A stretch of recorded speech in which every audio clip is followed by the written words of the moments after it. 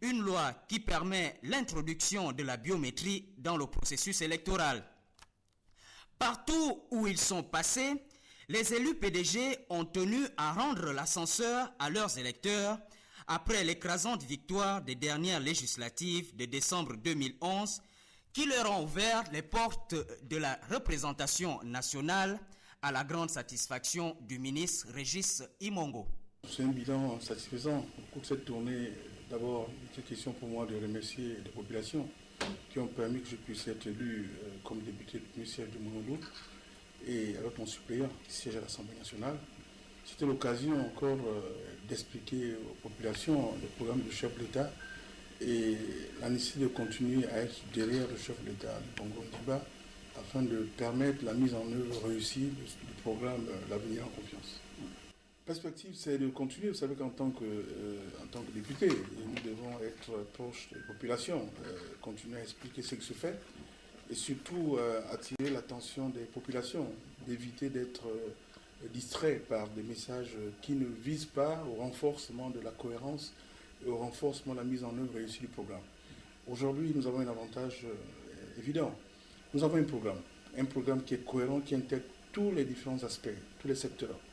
Et le gouvernement doit se focaliser pour la mise en œuvre de ce programme. Il faut dire que ces rencontres trimestrielles avec la base du premier siège du département de Mulundu semblent être bien perçues par les populations, à en juger par les propos des différents représentants de la contrée. Par ailleurs, le député PDG dans le département de l'Amvon était récemment au contact de ses électeurs à la faveur d'une tournée de remerciements et de comptes rendus parlementaires parmi les PDGistes Jean-Augustin Ndiengi. L'honorable député du premier siège dans le département de la Vung et de la commune de Van, Paul-Marie Essieman, pour cette rencontre qui se tient pendant l'intercession parlementaire, n'est pas allé les mains vides pour remercier les populations de sa circonscription électorale et rendre compte des différentes lois qui ont marqué les travaux des élus du peuple au Palais Léomba. Vous m'avez porté encore comme député du premier siège du département de l'Amboum.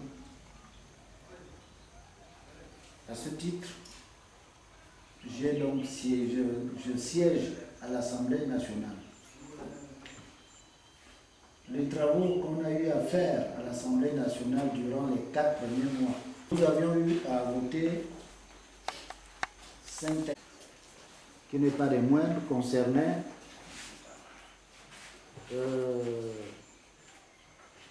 la ratification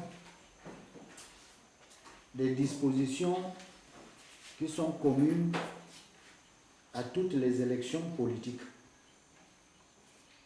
Ce qu'on appelle, en d'autres termes, la biométrie.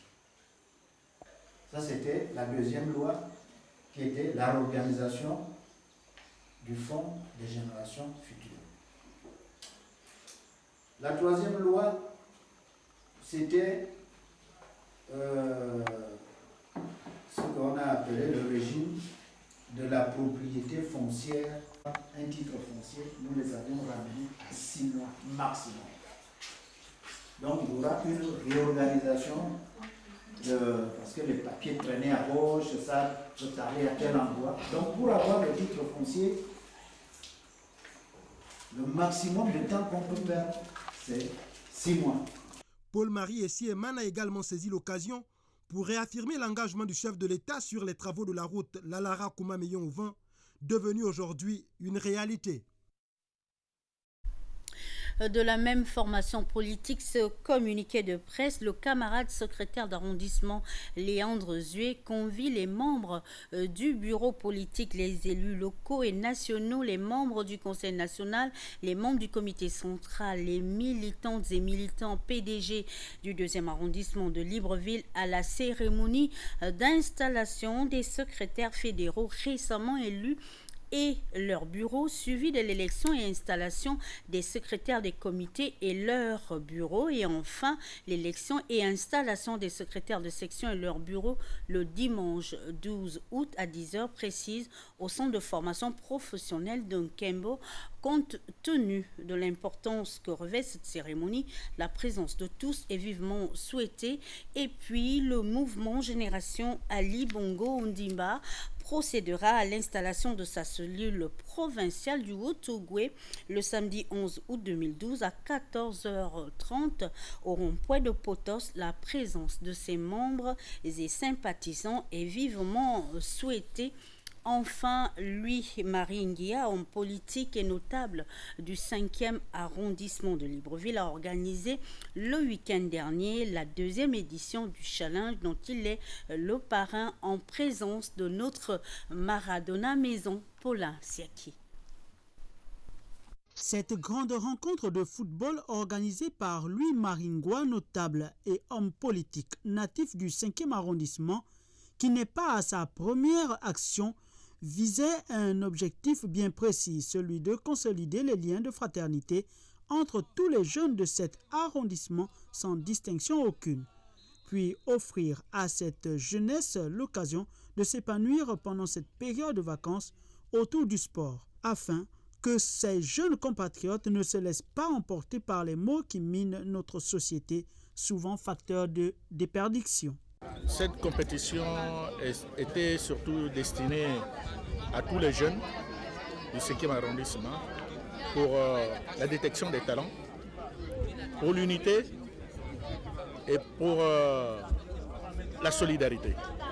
Quand je parle de solidarité, aujourd'hui, quand on a un peu de moyens, il faut savoir penser aux autres, les démunis. Voilà ce qui m'a animé un peu à encourager les jeunes à pratiquer le football.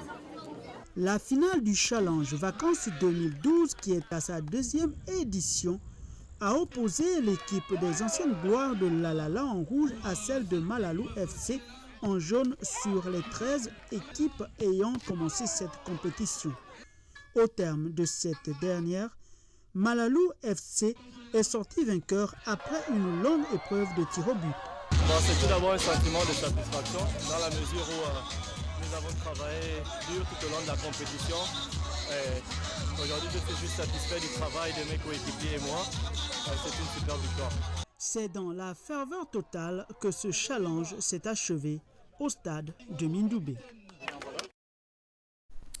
L'information continue sur Gabon Télévision demain pour Gabon Matin et l'édition de 13h. Présentation Tatiana Minko, précieuse collaboration. Ils vont m'accompagner jusqu'à dimanche. Pélagie Mboui Owono et Charlie Botono. Merci pour votre attention. À demain, 19h.